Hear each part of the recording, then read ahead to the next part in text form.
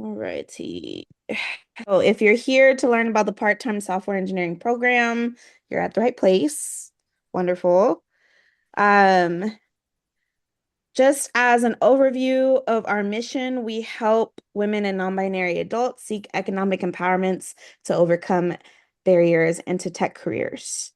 Our code of conduct, just as some housekeeping, is dedicated to providing a safe, inclusive, welcoming, and harassment-free space and experience for all members and guests, regardless of gender identity and expression, sexual orientation, disability, physical appearance, socioeconomic status, body size, ethnicity, nationality, level of experience, age or religion, or lack thereof. Our code of conduct exists because of that dedication.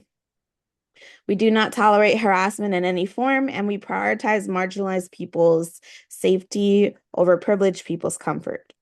Our full code of conduct can be found at techtonica.org/conduct.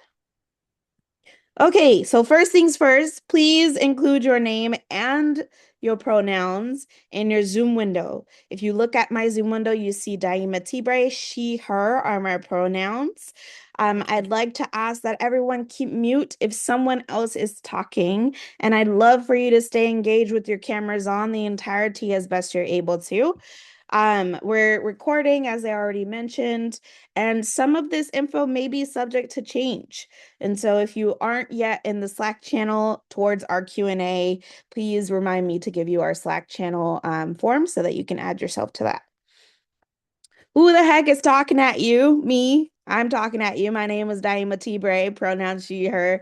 I've journeyed across the Techtonica ecosystem as a participant, an alumni board member, a mentor program manager, and now I'm the software training engineering manager.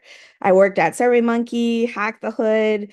I volunteer with Code Tenderloin in San Francisco. I've even led coding fundamental courses in my hometown. I'm really just glad to be a part of Techtonica and bring back my nonprofit experience, but also joining it with my technical experience. I'm a mama of two, four if you count my two big dogs. I'm a Bay Area native and I reside in Northern California. Some quick notes about what you can expect about questions. I'll be answering them all at the end. If there's any questions related to what can be found on the website, I will divert you to the website. I will not answer any questions that can be found on the website. Alrighty. So, Techtonica provides an intensive, inexpensive, personalized learning experience for active learners in contrast to passive classroom learning experiences. For example, other boot camps can be pretty expensive.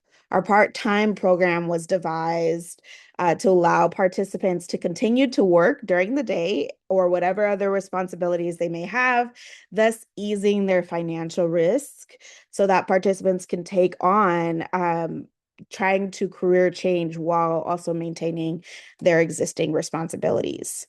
We seek to support Black, Latinx, and Indigenous women and non-binary adults with no age cutoff who are seeking economic empowerment and who are also most in danger of displacement and most underrepresented in tech.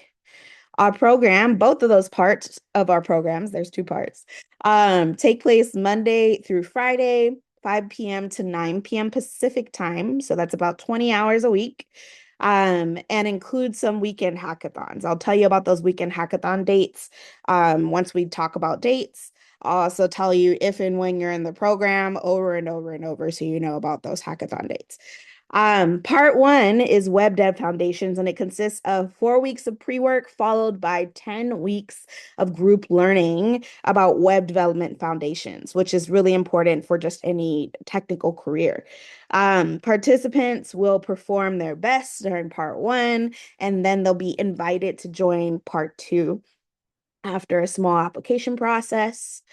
Part two is software applications, which consists of 26 weeks of more advanced project-based personalized learning. So part two has more individual mentors. It's a tuition with needs-based sliding scale, subsidized tuition, and stipend scholarship availability. I'll talk more about that a little bit later. And it's followed by either a job placement or job search support. So again, there's tuitions, there's stipends, there's potential placements. Those are all big differentiators. I can talk, I promise. Compared to other boot camps. We'll talk more about that in a bit, as I mentioned. But one caveat of this particular incoming cohort is you must be willing to relocate for an in-person placement if required by a placement company that we pair you with. Right now, our prospective placement companies are looking to place people in Los Angeles, San Diego, and San Francisco Bay Area. Alrighty. Just admitting another person. Okay. So let's talk about what it looks like to journey through the Techtonica process. So you're going to complete 4 of 8 mandatory prerequisite sessions in order to be eligible to have an invitation to apply. So if you haven't yet signed up for those, please sign up for those. They're so important to help you build some of the skills that we really want you to showcase that you're ready for online learning and remote learning and for the program altogether. You will eventually log into the free code camp and expand the legacy JavaScript algorithms and data structures certification portion on free code camp once you begin the 2 forms to apply. So once we've given you the ability to apply, then you'll go to free code camp, do that legacy JavaScript 113 lesson, and then you'll submit a screenshot just showing that you completed all those things. That takes about 4 to 12 hours, depending on your availability, depending on how you learn. So make sure that you set aside time to do both that short form, the long form, as well as the 113 legacy problems. Give yourself the time that you need. So you'll thoroughly fill out both of those forms. You'll submit both of them. Just to give you an understanding, those 2 forms are not the interest form. Okay, so you have not filled out any application forms yet. There is a second longer form that will take some time. So I encourage you to take your answers, look at the questions on the form, but take your answers and really think about them in a different context. So maybe like a Google Doc or write them out, whatever feels right outside of the form, just in case the internet decides to get wonky and it's like, I want to erase all your answers. That is my recommendation. There will be limited laptops that are available for rent in the program. So if you need a MacBook laptop, which is a requirement in this particular program, feel free to reach out so that you can rent one from the program. I'll be going over specific dates shortly, but I just want to give an overview of what the heck's on the screen. So over the course of the web dev foundations, everybody will go through pair programming, code challenges. They'll be building programmatic interview skills. Everyone in that foundation will go through assessments of their technical and non-technical core competencies to ensure that they have financial grasp or foundational grasp on the curriculum that we're teaching you. And so during the final 2 weeks, you'll go through an application process. You'll also demo what you did during part 1. And then if you are invited to come into part 2, then you'll spend another 26 weeks where we accept 10 to 15 participants to continue on for a really rigorous program where you're building a lot of applications, a lot of full stack applications. And so that part 1 is prospectively going to be beginning in January 2027. And then upon successful completion of part 1, you'll go into part 2, you'll get those invitations. We'll have a financial conversation during the application process for part 2. That does not determine if you go into part 2. It is just something that we need to know for logistics of finances to see who's eligible for our tuition scholarship and our stipends for the part 2 of program. I'm just admitting another person here. Okay, so upon successful completion of part 2 of the program, some participants may prospectively be placed into paid technical positions with our partner companies if we have prospective placements. At the time that I'm talking to you, we do not have placements. So that means everyone in the cohort would go into job search support. Alrighty, so this is a visual of what you can expect, but I want to talk about where you're at right now and what's expected of you. So there's prerequisites. I said that everybody on this call, if you're interested in going into the application process, need to do 4 out of the 8 independent practice ahead of coming into the guided group practice sessions. Now, if you're like, I've never heard of this independent practice, I don't know what you're talking about, Daima, I'm going to throw something into the chat just to get you oriented. Feel free to click into that and take a look later. That's going to point you to the direction of where the prerequisite tickets are. They're open right now. Each prerequisite session has independent practice. And so that needs to be completed ahead of time in order to fully participate and show the skills that you need to indicate that you're ready to receive an invitation to apply. Invitations to apply will be sent out August 3rd, and each mandatory attendance pre-work study group will be held from 6 p.m. to 8 p.m. Pacific times once a week for 4 weeks. These 8 sessions will be exclusively in the month of July, so we haven't started them yet. Y'all got time to go sign up. Go sign up. Tell all your friends. Tell your neighbor. Tell your pet squirrel. The activities, they build on one another. So they ensure that you have the core soft skills that we look for outside of technical skills. We're going to do some technical skill building too, but those core soft skills are really important. So things like autonomy, agency to collaborate with others, being able to do research and advocate for yourself, those kinds of things, understanding how to work in a remote setting. So by joining those study groups, you'll gain those necessary skills that we're looking for in the entrance of the part 1 session. We also want to just support any applicants who have never been exposed to coding whatsoever or an online self-directed learning experience. And so that's why we have these prerequisite sessions to make sure that you kind of get a taste of what it's like to work with Techtonica and then brush up on some skills that you might need. Please spread the word about those prerequisite sessions, okay? If you know somebody that's interested in Techtonica, please make sure they're aware that they need 4 of those sessions in order to be invited to apply. All right, now for the dates. I said I would tell you about dates. Feel free to screenshot this or watch the recording later, or later during Q&A, you can ask to be added to the Slack channel.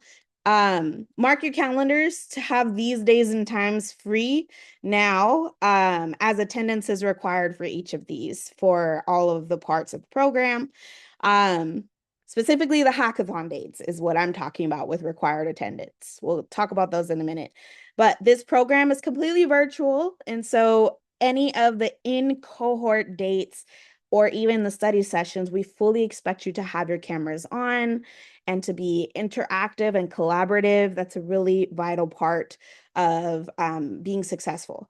So let's talk about some of these dates. So you have 4 of those mandatory prerequisite study sessions, as I mentioned. Those are 6 to 8. Those are going to be running from July 6th to July 30th. You have invitations to apply, which will go out to everybody that has that 4 minimum on August 3rd. Both of those form applications, including the 113 from the free code camp, will be due August 28th at 12 p.m. Pacific time, noon. And then we will send out acceptance notifications saying, yeah, we like you. We want to continue working with you September 9th. Okay. Then you all, assuming you're like, yeah, okay, I think I want to continue going into the cohort, you send your agreements back to us September 11th. That's a 2-day turnaround. Okay. Then you have mandatory pre-work study sessions ahead of even starting day one of cohort session. That's making sure that everybody starts the program on baseline understanding. So you'll have some work to do ahead of day one. There's 4 mandatory sessions running from September 16th to August 7th on Wednesdays, 6 p.m. to 8 p.m. Then you have onboarding day, which is actually during your onboarding areas. It's September 18th. So notice here, I said September 16th for the first onboard or first pre-work session, and then you have onboarding day 2 days after that. For part one of the program, that's going to be October 13th to December 18th. And we will accept as many people as are able and willing to learn during part one. And there will be one single hackathon. That's a required attendance for everybody in that program, December 12th to December 13th. And that's going to be on a weekend, a Saturday and a Sunday. Note those days down. And then part two, there'll be an application process going into part two. We will only accept 10 to 15 people from part one. And that's going to be running from about January 4th to January or June 25th.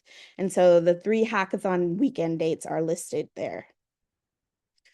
Alrighty, those are all the important dates for you to remember right now during this application process. Again, towards the Q&A at the end, I can throw our Slack form if you would like to be added in there, but you can also refer back to this info session recording if you'd like. Moving onward, I want to talk a little bit about those non-technical skills that I was saying are really important. The participants that we select to show these characteristics in the cohorts consistently, and we believe these particular traits will take our participants very far and lead to hiring partners being very pleased with the decisions to support our participants. And I gotta say, we got some evidence behind this. So let's talk about what these things are. Vulnerability and resilience. We know that's you'll be experiencing something that's big, new, and scary, and you'll be doing that with yourself and others. So it's really important to become comfortable with being uncomfortable. Then there's autonomy. This is kind of a semi-self-guided program. You're going to be given a list of tasks to complete every single day, and we expect you to have the autonomy to do those things without being asked. Autonomy doesn't mean do whatever you want, but it means do what's expected of you for the day without somebody reminding you. Then there's coachability. You'll get so much feedback, okay? You'll get a lot of feedback throughout the program. So being able to take that feedback and implement it in a professional manner is a cornerstone of success. Positivity and adaptability, the program and the learning environment will be very different than anything you've experienced before. And so it's extremely important that you take each day with a positive growth mindset, which is, I don't know this yet. I'm excited to learn it. It is okay that I don't know it yet, but I will get there. That's growth mindset. Collaboration, you will work every single day in randomly assigned groups every single week with your pairs from your cohort. And it's important that you are able to communicate, help, and get along with all types of people, all communication styles, all working styles, and create a safe space for one another to be able to be successful together. Then we have curiosity. The world of tech is huge and it's constantly growing, okay? It's impossible for you to use and memorize every single thing. So we show you the things that are out there. We expose you to things. We show you the skills so that you know how to go find new things and learn those rather quickly. And so you need to be curious and constantly learning as things change in the tech industry. Logic. We don't expect you to think like a computer right now. Absolutely not. We'll show you how you can think like a computer, sure. We'll give you lots of practice, and the goal will be for you to come out of the program being able to structure programs in a logical way. So let's talk about some of the things that you can expect in your day-to-day. We aim to be more like the workplace, making a transition into the industry better. Okay, so this is not like an academic school environment. This is a semi-professional environment. So instead of having an instructor constantly guiding you, which you won't have as a software engineer in the industry, um, you are given a general schedule of topics and assignments, and you're expected to figure out what to do on your own or in collaboration with your peers, volunteers, mentors, study group, or the staff. So for this part-time program, the single full-time curriculum that we have in online and our open source, it's spread across 2 weeks. And as such, there's a variation between stand-up meetings, wrap-up meetings, code challenges, pair programming, demos, one-on-ones with myself, check-ins, mock interviews, and then asynchronous and synchronous paired work. Each day, there's a new participant that straps on their leadership skills and they help the cohort to get centered for the day. So, any number of these things on this screen are what you could potentially see on a cohort day. In the best jobs, there's regular check-ins with very understanding managers and mentors who provide regular support. However, that's not always the case. So Techtonica provides hand-on project-based skills and trainings to get you prepared for all ranges of scenarios.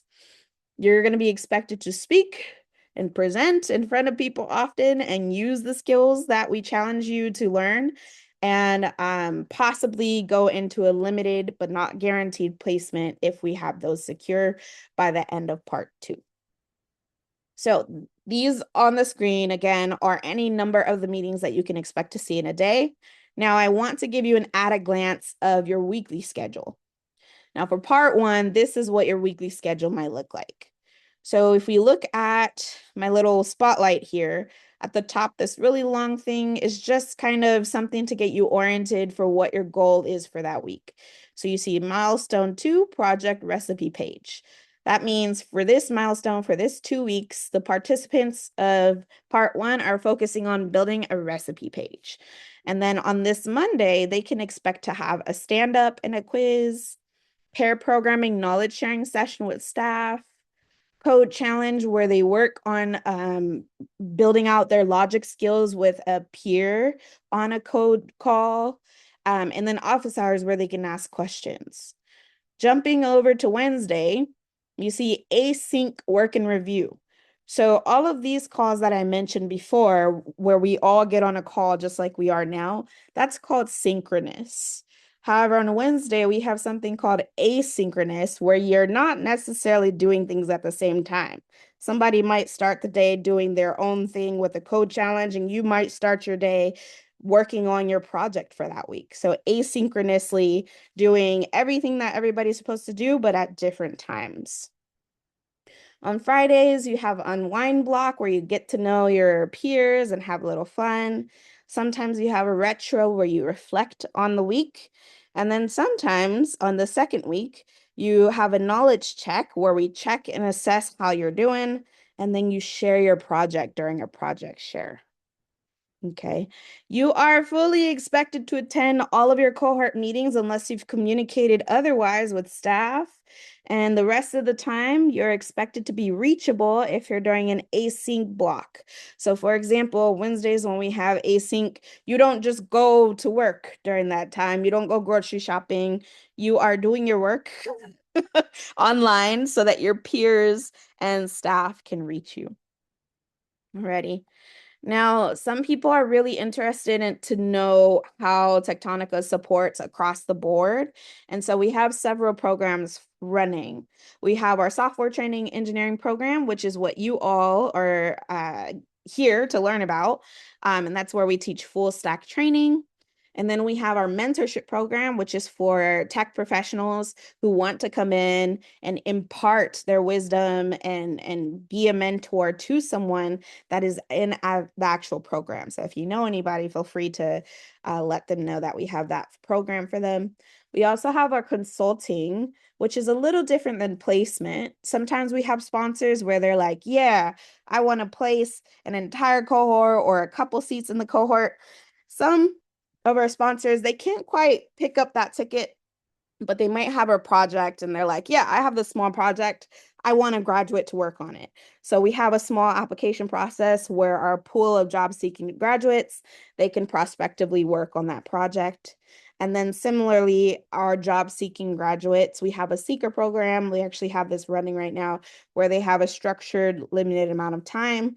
And it's very similar in nature to the structure of the program. They all get together and support each other on their learning and their job search orientation, making sure that they're meeting their goals. So these are some of the programs that we have. If and when you're a graduate, you'll have access to consulting and seeker. When you're in the program, you'll have access to the mentorship program. The mentors that I just mentioned, they are amazing, but they are not instructors, okay? So they are not there to teach you the things exclusively. They are industry guides and occasionally a technical resource. They're an added layer of someone in your corner that is there to help you and encourage you about ways to think like a developer. More on mentorship during the onboarding day, okay? Alrighty, success. Success is up to you. I want to just quickly check in. How is everybody doing? I see a lot of cameras off. I see someone staring intensely. I see a smile on another person. How are we doing here? Feel free to use emojis. Feel free to use the chat. Just checking in with people. Make sure you didn't fall asleep. Okay, I see some reactions. If y'all have questions as I'm talking, feel free to throw them into the chat. That's okay too. I will get to the questions at the end of my spiel, but feel free to engage with one another. That's okay. Okay. Um, Alrighty.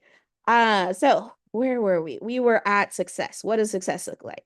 So we don't have traditional lectures. Every day you're given a list of objectives and key takeaways that you should try to learn, and you are given some resources, but it is expected that you find additional learning materials. If our resources feel overwhelming or you don't like them because they don't adhere to your learning style, you can go find something else as long as you're meeting those objectives and those key takeaways. And you'll need to be able to motivate yourself as well. And so you'll need to motivate yourself, follow the rules, pair with others, help and be helped, keep a positive attitude, be able to pivot very quickly if something changes, and use growth mindset while doing all of those things and doing your assignments honestly and to the best of your ability without much guidance. Um, you'll need to be able to collaborate. Collaboration is absolutely vital for this type of learning environment, and it keeps your cohort and yourself accountable. You'll need to have emotional intelligence and curiosity. We found that there's a very strong connection between those that do really well in the program and those that are open with their feelings and able to communicate about what's going on with them emotionally and physically. We may have frank and opinionated discussions about feelings. So being okay to do that is really important. Building strong core skills. Just as I mentioned, we have entire prerequisites to focus on just building the core skills. We really do believe that building strong engineers falls on more than just understanding how to code. And so the goal is to help you get and keep a job in tech. Most employers will agree that having strong core skills and the ability to learn new things rather than just being really good at coding, being able to learn those new things independently is more important than knowing everything when you walk in the door. So we aim to set you up for success by empowering you to learn how to learn on your own. And this means how to look for resources, how to stop when you know you've had enough or when you need to seek help, how to ask for the help when you need it. Okay. We also teach you breadth versus depth. So the Western academia has taught us we need to memorize everything and know everything like experts. However, the world of software engineering is huge and it's constantly changing and growing exponentially larger every day. So it's impossible to know everything. We aim to show you a glimpse at many different things, expose you to how to use those different things. Sometimes you'll feel like you don't know enough about a subject yet, but you'll have to move on sometimes from that subject. You will know how to go back and find the information for that subject and apply it, but you may not get to spend as much time as you want in this program with that particular subject, especially during part one. The goal, however, is to come out of the program with the ability to pivot when things need to change and learn where and how to find the information. You need to be able to keep up with that thing. And then also, we evaluate you. I tell you if you are on track for graduation instead of grades. So instead of a lot of grades, we look to see if you are learning and getting better at the things that we expose you to.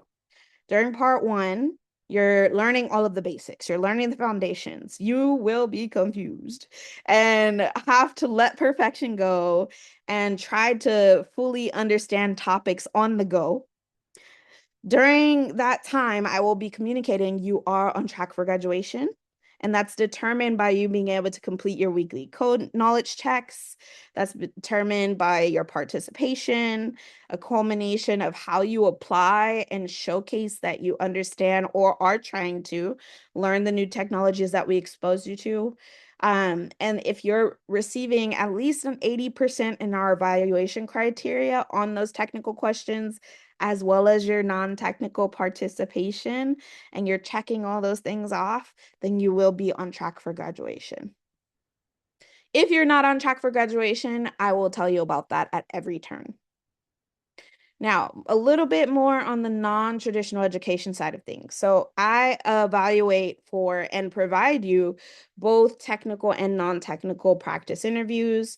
You'll have weekly knowledge checks. You'll have written and verbal ways to show that you are on track, and I'll be letting you know about that, both written and verbally.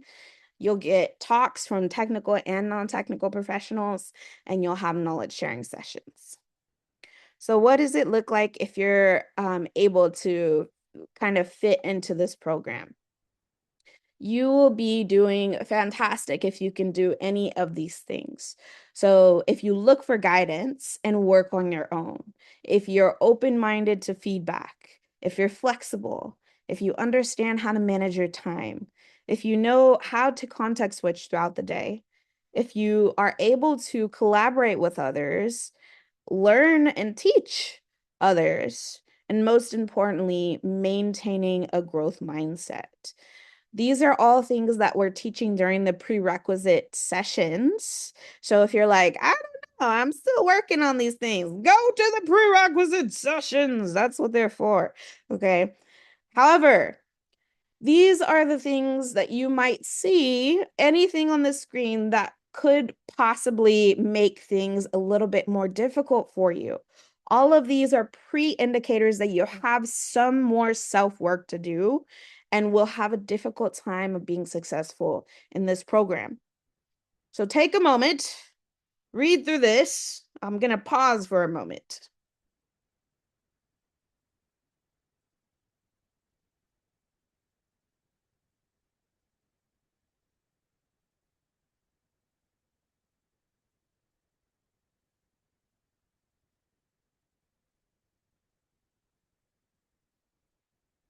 Alrighty. And as you are working your way through that list, ask yourself, are these combinations or qualities that make a decent software engineer? If any of these things sound like you're not right. You're not quite ready to join this participate in this program. However, we have seen that the participants exuding these qualities during the program, they sometimes have a harder time rebounding when and if they fall behind.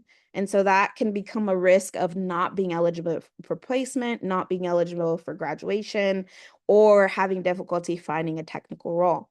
So I want you all to make sure that you're being honest with yourself.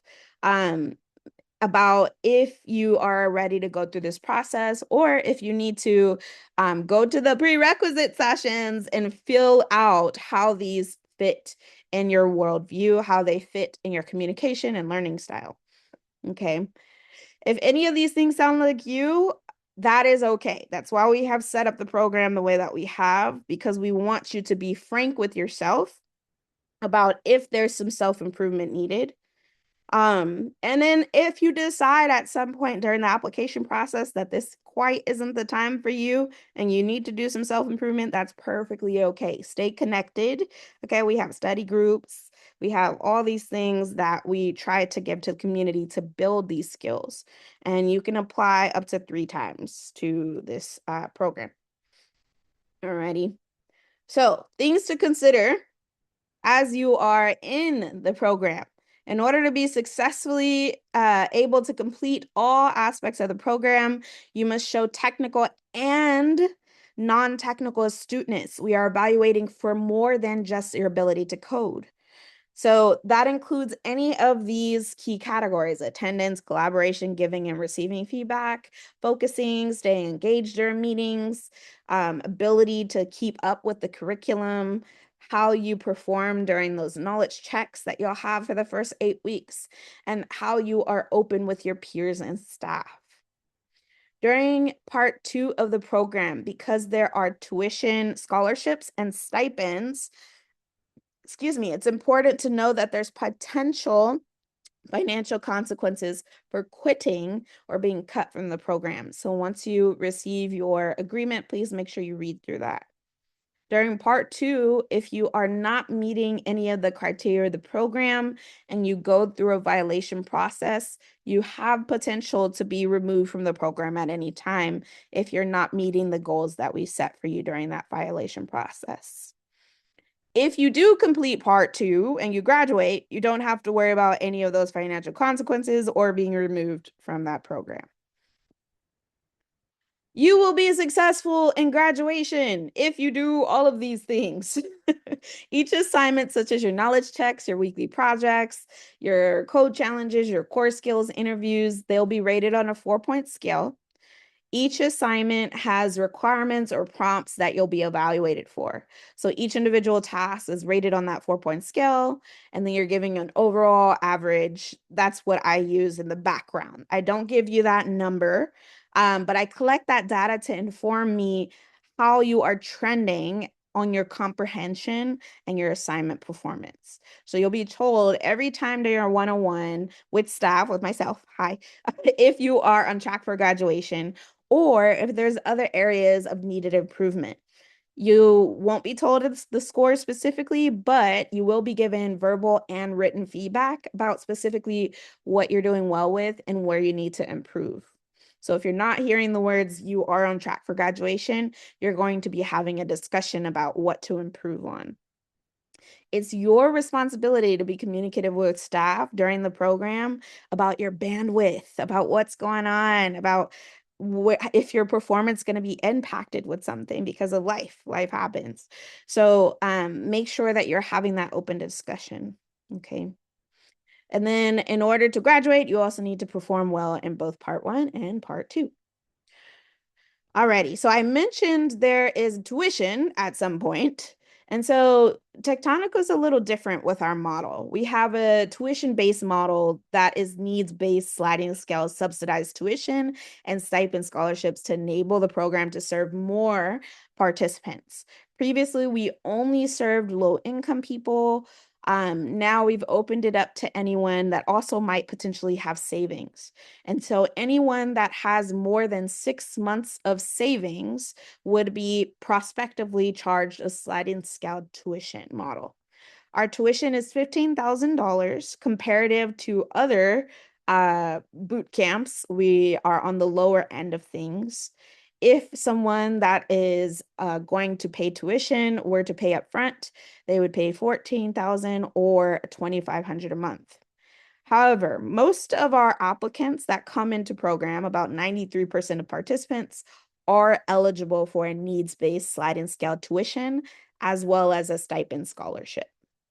So if you will not have 14,400 beyond 6 months of living costs, then you will be eligible for a scholarship. I am moving on over to our next slide here. So limited part-time software engineering stipends as well as placements. So we have a financial conversation that I mentioned, which will determine if you qualify for that needs-based sliding scale tuition or a stipend scholarship to assist with some of your costs during part 2 of the program. That conversation that I have with you to get that information, that has nothing to do with your ability to actually get into part 2. That's just data collecting. And so it has no impact on your ability to receive a stipend. The program and the stipends are funded by our sponsor companies that agree to offer the paid placements at the end of program to our graduates that graduate the program. The placements can be anything like an internship, an apprenticeship, regular employment. It depends on what that sponsor decides. Any placement that we might have usually starts within a month of graduation, and the pay is at least $30 an hour. Historically, about 86 of our place graduates are converted to full-time employees or they have their contracts extended at the end of their 6-month placement. Right now, we're working to secure more placements for the next cohort, but there's no guarantee that we'll find anything. So if the graduating class does not have any available placements to go into, we will support job search support. For this particular incoming cohort, participants commit to relocating for any in-person location if the required company is requiring them to be in person. That's a hard requirement for some of our prospective sponsors. And so you can talk to us more about that or submit your questions to Techtonica if you have specific questions. Right now, our prospective in-person locations would be Los Angeles, San Diego, and San Francisco Bay Area. So, personalized support needs. We really, truly do want to help you be successful in this program. And so it's really important that you communicate what your needs are. We've had participants lose housing, break laptops, become pregnant, face abuse, you name it. And they've been able to work successfully through the program because they communicated whatever their needs were as they went through those things. And so please don't not communicate. Communicate as openly and as you're able and willing so that we can find things that work best for you and your scenario, but also making sure that you're building your comprehension and learning through the program. Okay. Group screenshot time. I told you we're recording, and I would like to see everybody, if you are able to come on camera and show off those smiles or lack thereof. It's okay if you don't want to smile. That's cool. But I want to take a group screenshot so that we have evidence of who's here. Okay. Nasistu Avantika, please join us if you are able to. Okay, I will be taking a screenshot in 5, 4, 3, 2, 1. Screenshot taken. Does anybody want to do a silly one? 2 people went off camera. Okay, we don't have to do a silly one. Alrighty. So it's time for questions. What questions do you have for me? Let me check the chat. I think I saw some stuff come in. Okay, so I have questions regarding the 10 hours a day. I remember reading through the facts, and there was design to be made for those after 95. I'm not sure I'm not sure where the 10 hours a day would fit into. Good call out, Iris. If you saw anything that said 10 hours a day, that should be cut in half for the part-time program. That should not be 10 hours a day for the part-time program. And that 5 hours comes in 30 minutes transitioning into program and 30 minutes transitioning out. The actual program is 4 hours a day. So that's where that 5 hours is coming from. Thank you for that call out. Yeah. Yeah, I was wondering thank you so much. I was wondering if I could ask another question. Also, thank you for like the presentation. It's like really thorough and it covered everything that I read on like the website already, but it's good to hear it like be like reiterated and also to have the schedule because I think that really helps with visualizing the program. I guess like a couple other questions I have is one is that I signed up for the four prerequisite workshops, but like I'm dealing with like some medical appointments, so I might have to actually reschedule which of the four workshops. Would it be okay to like email in case that I like really need to do like have that flexibility? Yes, absolutely. Absolutely. And you can even anticipatorily like schedule for more than four. That way you know like when to ebb and Oh, flow. oh, Uh, I tried to schedule for more than four, but the rest of them closed actually. what? Okay, let me make a note of that. Yeah. That's not what we want. Just making a note. Yeah, there was a limitation on registrations. Limits on registration for the prereqs. Okay. Yes, absolutely. Message info at Techtonica so that they're aware. Or if you've gotten emails from Mhm. Techtonica, just throw a message back. And then I'm gonna bug our requisites. I can't spell. I'm gonna bug our admin so that they try to open up more tickets. We shouldn't have limitations on that. Thank Thank you for you. calling that out too. Yeah, thank you. And then I think thank you. And I think my last question is that so for my background and then coming from is that I'm like have a background as like a designer and also as an English major and a lot of social justice stuff. So I'm very confident in like my soft skills practices in terms of applying it to this program. But I guess what I'm also curious about was that when it comes to like being assessed when it comes to working like technically or like with collaborators or with like, and also like the soft skills too, is that like, is there like an ongoing rubric or is there like reflection exercise? Like, I'm curious about how that's evaluated because like for me, I have participated and left other boot camps where it was a little bit difficult in terms that like for me, I'm already very comfortable collaborating remotely and working remotely, but for a lot of racial and gender bias reasons, I wasn't able to like enter tech. And so I'm just trying to figure out like, ways that where it's like, maybe some of my skills are like su I'm super comfortable with it, but I still like want to like, collaborate and like support like whoever I'm collaborating with and making sure that they're also feeling comfortable, which I'm happy to do, but I don't want to be like caught by surprise for that, if that makes Yeah. sense. Yeah. That's fair. I can tell you what our non-technical core skills participation rubric is. I can read it off if you like. Mhm. So we assess for if you've completed your checklist assignments on a deliverable expectation time. So by the due date, if you've gotten through all of those things. We assess for if you feel or if we feel you're making progress appropriately on pacing. We assess for if you've been able to learn at a decent pace as well beyond just getting things done. We also assess for if you have obstacles, how do you deal with them? Do you deal with them independently? Do you seek out help? Do you seek to provide an alternative solution?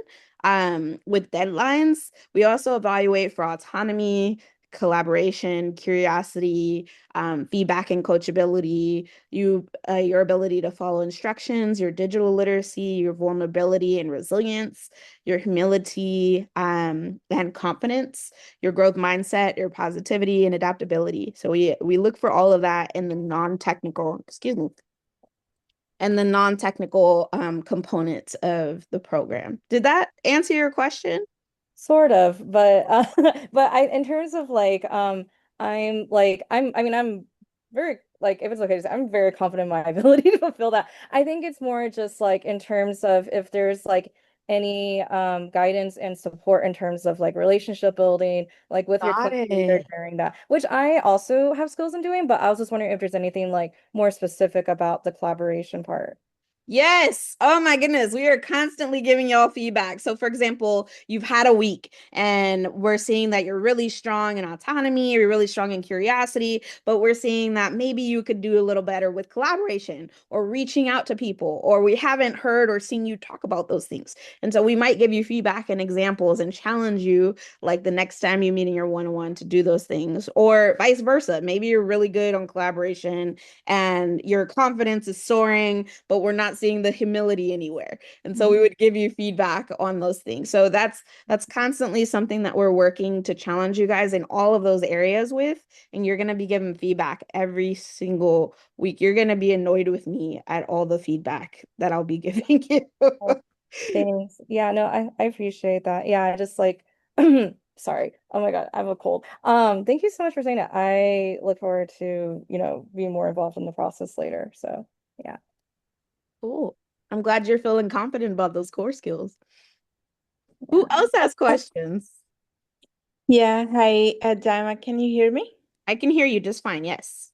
Okay, thank you so much for such a elaborate demo and the presentation. That was awesome. I am kind of I have a question like, who do I reach out meanwhile if I have any questions in between? Is it you, or do we have any email where if there's something, like even after this Yeah. meeting? We have a contact form on the website, but I will also throw into the chat. Let me make this a descriptive link. Hold on. Slack interest form. So I'm putting the Slack interest form into the chat or info at techtonica.org. So you can email that email or you can complete that form if you want to be a part of the Slack community. And then you can ask questions in the pre-applicants channel directly. And info at Techtonica, our admin usually answers those questions. If it's something that she doesn't know, she'll usually come back and ask me. And then I'll give her the answer and then it'll come back to you. And the Slack channel, if I see it, I will answer it. So Awesome, awesome. So just another question is, yeah, there was this mention of, we can get a MacBook if we need for this program. So how does that work? And I'm definitely interested. So. yeah, you can email info@techtonica.org and say, hey, I want to rent a laptop. How does that happen? And then they'll tell you all the information that you need to know to make that happen. Is there anything we need to pay, or how does it work, or I think it's a sliding scale. I think it starts at I can't recall if it's 15 or $5 monthly, but if you need a scholarship for that, make sure you ask. And then they'll evaluate based on whatever that looks like in the background. But yeah, I know there's a 5 in it somewhere, and it's not more than $15 okay? Thank you. Thank you. for questions. I'm curious. I see this. I think last year, I went into one of this meeting with you. I didn't recall that the UMac. Is this recently your focus on Mac operation, or it's just that's how you always like that? But I didn't know that's that time. Yeah, the program has always been Mac based, and that's just because the curriculum specifically, well, one, in the industry, most tech teams are using Mac machines. If you have a preference for something else when you get on a tech team, you can totally communicate that to your manager. But we've built our curriculum around the Mac machines, and so if there's troubleshooting or whatnot, it's much easier for the resources and staff that we have to be able to assist you very quickly or direct you asynchronously if needed. So that's always been a thing.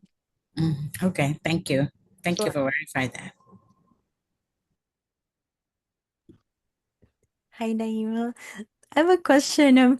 So I'm a parent, so I read in the on the website that there are some parents who have completed the program. So I'm curious, like, um, what their experience. I mean, I know it's gonna be like, individual dependent, but I'm wondering if, like, in general, like, someone can speak to like how that went, or like, do they struggle with like certain schedules, or like, is it hard to do like the 5 to 9 p.m.? I'm just like curious.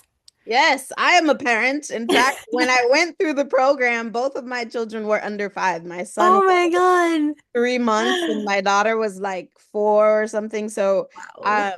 and even as I've kind of traced the ecosystem as a board member, mentor, program manager, I've assisted in making sure that we're more inclusive about that. We've always been very inclusive, but now as staff, I'm like, listen, talk to me. So there's little things that you can do for myself. Even as I work, I have like a light system for my son. He's 8 now. And so I'll make him go around the house and he'll press the little buttons. And I'm like, okay, if it's on yellow, I'm working, but you can talk to me. If it's on green, I'm free and available. If it's red, don't talk to me. So that works for him. That's a system for him. As far as juggling like the 5 to 9 schedule, having open communication with your littles, with depending on their ages, is really important. If you have support at home, is really important. Yeah. Trying to do things like where maybe they can make a meal once or twice a week if it's a sandwich or something, laying out all the sandwich things for them or cooking the meal ahead of time. Depending on what your parenting looks like, I can talk with you in one-on-ones to kind of brainstorm what works for you. But as far as the communication and the support of the cohort and the staff, if you're like, for example, your sleeping schedule, you have a newborn and you're like, oh man, I'm not getting sleep. I will talk to you about what we can take off your plate so that you can be present and not carry so many things in your head. Or I will say, hey, maybe you missed this meeting and go take a nap or something. So it's all about communication, really, and telling me where you're at so that I can support you as much as I'm able to. If I don't have that information, I don't know how to support you.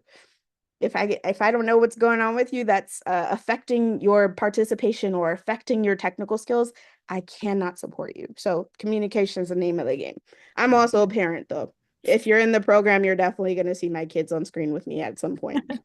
Well, thank you so much for that. I mean, it's wonderful to hear that it's feasible, for parents to do. And it's funny because earlier, like my kid kind of like went to the door and I told him I'm gonna be in a meeting, and That's I was okay. like, yeah. So In fact, as staff during this program, I tried to be as open about my remote life as able in a professional manner because I don't want you to feel like you can't live while you're doing the program. Sometimes I'll go to Panera Bread. Sometimes I'm sitting on the couch with my kid trying to help him with the homework if I'm observing you or something. And I'll communicate those things forward because that's remote life. You're juggling, your world and also doing the professional stuff. Now, sometimes you'll hear me bickering with my kid on mute or something, and I'll say, "Hey, this is a serious meeting. Go away," or something. But if it's things like where I don't need to be hosting, then I'll probably be a bit more lax about that. thank you so much. I really appreciate it. Sure. I see a great question coming through. Okay. I was wondering regarding accommodations for chronic illness and access. I'm curious about during weeks of fluctuating capacity, if there is a flexibility or way of building and catching up or being able to be ahead, and how that can be discussed with collaborators. I'm comfortable naming and discussing my access needs and helping model that with other due to my disability justice background, but I am wondering how Techtonica has handled that in the past. I love this question because I am a person with disabilities. Um, I am very serious about accommodations. Accommodations in Techtonica may look different than what they look like in the professional world. My accommodations are you saying what your needs are and me saying feasibly what we're able to do. So, for example, with this particular question, if you have fluxes where you're less present or you have less brain capacity or whatever it is, we will talk about a plan. So maybe 2 weeks in advance, you're doing a project that's due because you're going to have more medical appointments or something. And so we'll come up with a schedule for you to be in advance, or we'll come up with a schedule where you have less on your plate, depending on where we're at in the program. But that definitely is conversation that I have on a one-on-one basis with people. And so I can only provide that if you give me the information that I need to be able to help you. But if you're like showing up and you're like, oh, I'm missing things because I had appointments, or I'm less present because I had a treatment or something and I'm not aware, I can only evaluate based on what I see. And so that could potentially impact you if you're not communicative. That's a really good question. Thank you for asking that. So I also have a question. Um, if you finish with your what you just say, Yes, I'm done. Go ahead. I had 3 kids. They are young and they have like scout meeting at night. Sometimes I have to take a bit time to drive them to that place and come back. That's where I'm worried that am I missing some meeting, and also I have disability where I need extra uh, help with technical or one-on-one. Is that possible? Yeah. So we have some people that learn differently on the neurodivergent side. We also have people that have had memory problems, or not memory differences. Problems isn't the right word there. And so I've come up with something called like a milestone focus guide, where it has everything that you need to focus on for the entirety of the 2 weeks. And that's been helpful for some people. And for some people, that's absolutely not helpful. And so we come up with a plan based on you and your needs. But I can only know how you work if you communicate forward how you work. So for some people with memory differences, it might be they need a very detailed step-by-step guide and lots of questions and Q&A, and we check in once a day. For some people, it's just a matter of, oh my God, there's too much context switching. I just need to look at one thing and check in with you every few days. So it really depends on what that learning need and what that extra support looks like for you. I would look to you to tell me what that looks like historically, how that has worked. And then as you go through the program, we can talk about what I have seen work with you, what I've seen not work with you. And then we can try to tailor things according to that. You'll also have access to office hours with mentors. And so if staff is like assisting others and you're like, I need one-on-one support, you can go to the office hours with the mentors and get that support as well. So this conversation should be when it should be happening, like now or before the for you're saying therefore studying before even get admitted to the program. At, like doing this for studying, do I like talking discuss about this issue before that, or when it's That be? depends on you. If you think that you need additional support even before going into cohort, you can certainly email us and let us know, or Slack on Slack and say, hey, I need additional support. You can also Slack other people in the Slack channel and say, hey, who wants to study together? Because I'm having difficulty with this thing. You can totally lead the charge there. Don't be shy about that. We love to see that. So it depends. If you need that support during pre-work ahead of the 4 weeks ahead of program start, we can give that to you. More formally, if you want that during cohort, we would have that conversation during one-on-one, or you would schedule just a separate meeting aside from your one-on-one, and we would talk about what that looks like. I want to also touch on the driving question I think you had, or you raised a concern about driving your children. Yeah, I might be, yeah, that's where I have to bring my kids to their scout meeting and then go pick them up during like the time that we're supposed to meet and study. And when I left the computer, I'm nervous, like, oh God, I'm missing something. I went back, I would be panicked. There's so many things that going on and I don't know about. Yeah. So if we have a synchronous meeting where it's like pair programming or code challenge, if you are not performing well and I don't see that you're really strong with the things that we're going to learn, I would say, do you have someone else that might be able to pick them up? Or can you listen in without like visually looking? That way you don't miss the content, or we record all of our sessions. So I would say, I want to make sure that you go back and watch this recorded session, just so that I can keep up with you. If you're someone that's performing really well, I would say, hey, just tap in, make sure you communicate. Well, whether you're performing well or not, you should communicate that you're going offline so that your pair partners know, like if they reach out to you, hey, you're offline, you're busy, and staff as well. But if you're doing really strong, I would have less concern about you missing that time. technically, if you're doing strong technically. And if you're communicative and already meeting the non-technical areas, you will have already been showing us that you're communicative enough to and responsible enough to miss the time. It becomes difficult where you pop off and we are trying to reach you or trying to engage with you and we don't know what's going on. And that's where things can become a little dicey because that can impact your non-technical score, as well as if we don't know what's going on, we don't know how to help you and make sure that you're showing up for yourself. Yeah. So probably I would let you know ahead because it's very scheduled. So Yeah. I know exactly what day I cannot be there. Would be able to move that time to a different day so that I can, because the best way for me to learn is online like this and not like watch the video and then, oh, how it work doesn't work for me now. Stuck What now. I would recommend for you if and when you get into the program is during your one-on-ones, talk about accommodations for being off camera or being unavailable during certain times that you need to drive and pick up your littles. Thank you so much. What other questions?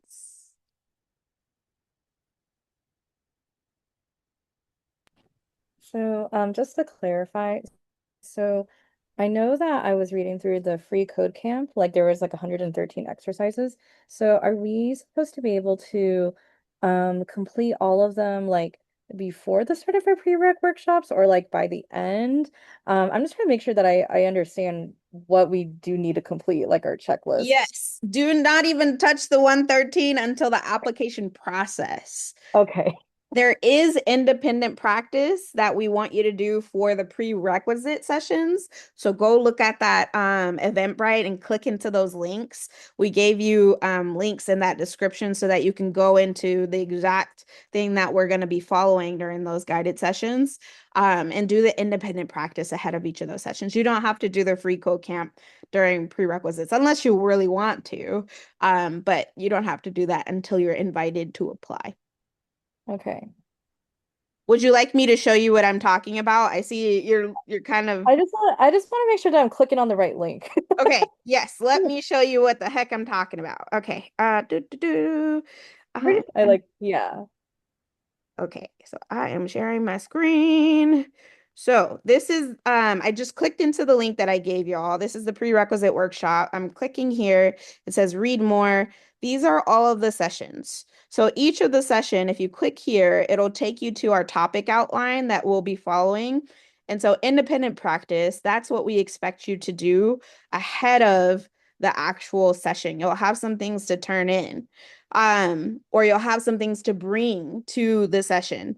And so it's really important that you're making sure that you're looking at this ahead of session. Give yourself as much time as you need. We try to give you, I think there's times, yeah. We try to give you times so that you know how much to set aside in your busy lives ahead of session for each task.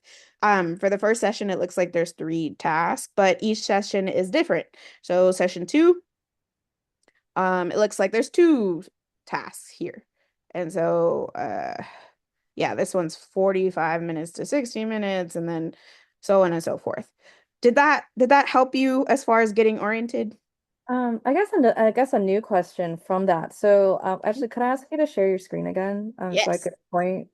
Um, so let's say so I signed up for like probably like session 3 or session 4, and I guess my question is that should I be doing the session 1, session 2 before the session 3, or do I just practice what I would be doing for session 3 if I'm only signed up for, like 3 and Yeah. 5 and 7 and 8? That's a really good question. You could just do the independent practice for your session.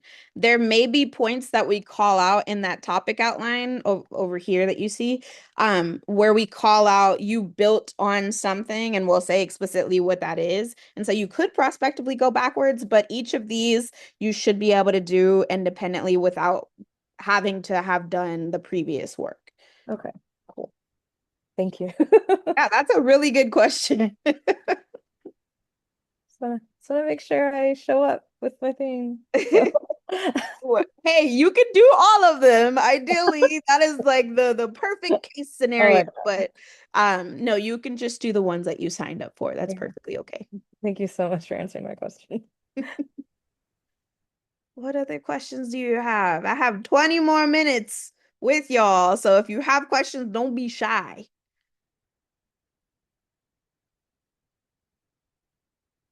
I just want to confirm what I understanding on this for class. This is A of the section, and we just need to study 4 of them.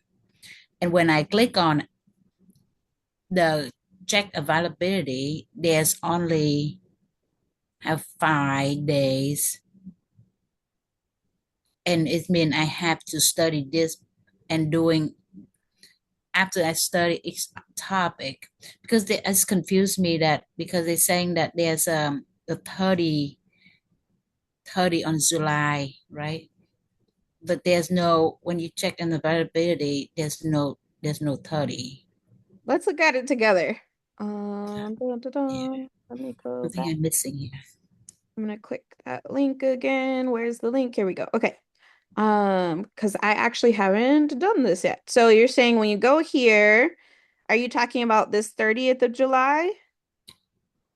Uh, yeah. So like I'm studying that click on the link and studying, do the test, and then you after that you go to meet with the group and review what we study, right? Ah, okay. That's what I Yes, understand. I have to tell them to open up tickets for these. They shouldn't be grayed out. But yeah, you would click a ticket, you would register for it, and then so like this is July 16th. So then you could go to maybe I have to reload. You could go to the July 16th one, session 4. And so you would study the independent practice for this session Okay. ahead of going to that session. So it looks like there's 3 tasks that you would need to do ahead of that session. And then you come to a session with us, and then we'll be doing all 6 of these things together. Okay. Did that answer your question? Yeah. So yeah, I guess so because there's not all those days. That's where confusing happened. Got it. Thank you Yeah, so much. I'll have to tell them to open up more tickets. Thank you for calling that out. Thank you. More tickets. Okay. What other questions? So I make a mistake. I book in a day that I don't have a Mac, so I cannot doing that practice on the 6th. So how can I cancel it? You should be able to see when you got an email. There should be something in the email link to allow you to manage the event. Okay. Thank you. Hmm. You can also email info@Techtonica if you need to secure a MacBook. Mm, I think wait for this to get in the program to get a That's Mac. okay. That is okay. It's too far away to get and then return it back. It's a lot of problem. Yeah, I understand that.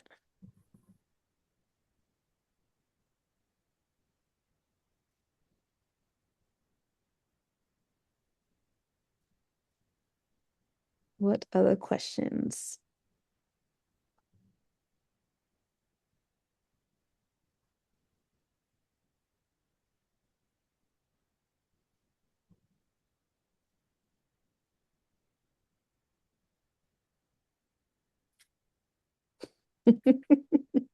Okay, I will hang out for another 16 minutes for those of you that do have questions. If you don't have any more questions, you're welcome to pop off. You're welcome to just talk to me about my experience across any of the roles that I went through in the program, or if you just have general questions about anything with Tectonica. I'm going to stop the recording now.